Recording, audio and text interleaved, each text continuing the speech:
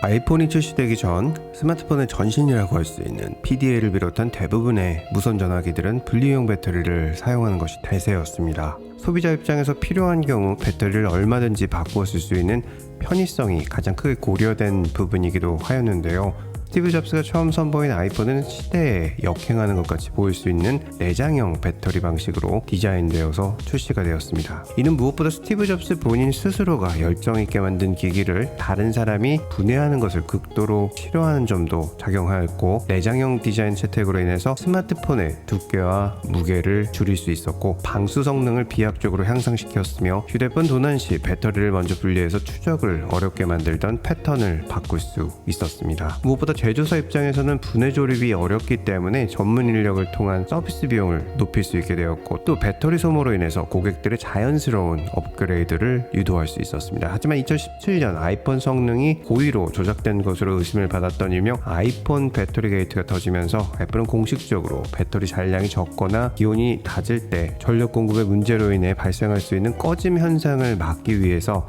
아이폰 6, 아이폰 6S, 아이폰 SE, iOS 11.2를 탑재한 아이폰 7에서 자체적으로 소프트웨어 업데이트를 하였다고 밝혀 고지없이 의도적으로 성능을 낮춘 것으로 확인되면서 천문학적인 소송전으로 이어지게 되었습니다. 당시 애플에서는 세계적으로 약 9천억 원에 가까운 합의금, 배상금, 벌금과 과징금을 지불하였습니다. 그런데 한국에서는 이에 해당하는 소송 결과가 올해 초 소비자 패소로 결정났고, 아이폰 14 시리즈 출시와 iOS 16 업글 이후 급격하게 배터리가 소모되는 배터리 광탈 현상, 또 올해 초 애플 배터리 서비스 비용 인상까지 함께 겹쳐 아이폰의 배터리의 수명 및 성능은 아이폰 사용자들이 항상 구매할 때 신경을 쓰게 되는 부분 중에 하나입니다. 이런 가운데 좋은 소식이죠. 아이폰 15 시리즈의 배터리 용량이 약 10%에서 15%가량 늘어날 것으로 보인다는 소식이 나왔습니다. 팍스콘에서 내부자가 웨이보를 통해서 유출한 것으로 알려진 아이폰 15의 배터리는 아이폰 15이 3877mAh로 전작 대비 약 15%,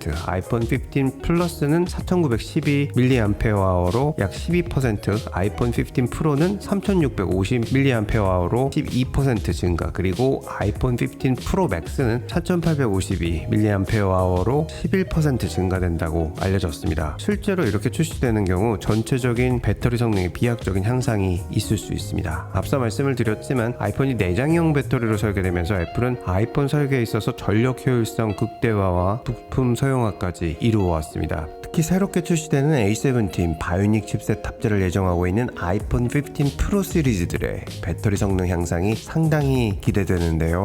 배터리 사이즈 증가가 아이폰 무게 증가까지 만들게 될지, 또 iOS 17과 아이폰 15 배터리 광탈 현상은 없을지, 이제 2달 앞으로 성큼 다가온 아이폰 15 출시에 대한 관심이 집중되고 있습니다. 감사합니다. 보스턴에서 루트9이었습니다.